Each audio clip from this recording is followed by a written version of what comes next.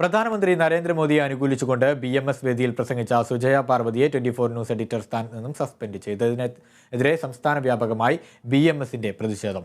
വിവിധ കേന്ദ്രങ്ങളിൽ പന്തം കൊളുത്തി പ്രകടനം നടത്തിയ BMS പ്രവർത്തകർ ചാനൽ മേധാവി ശ്രീകണ്ഠൻ നായരുടെ കോലവും കത്തിച്ചു.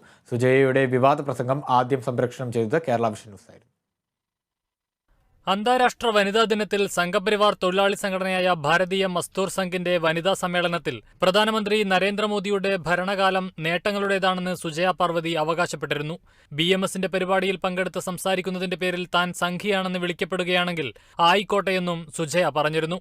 പ്രസംഗത്തെക്കുറിച്ചുള്ള വാർത്ത ആദ്യം നൽകിയത് കേരള വിഷൻ ന്യൂസ് ആയിരുന്നു.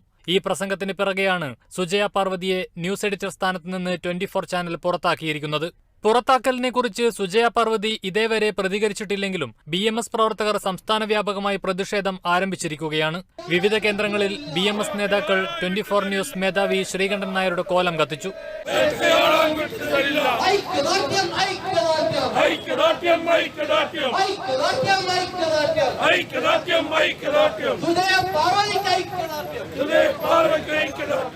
അടുത്ത ദിവസങ്ങളിലും വ്യാപക പ്രതിഷേധ പരിപാടികൾ നടത്തുമെന്നാണ് BMS നേതൃത്വം അറിയിച്ചിരിക്കുന്നത്.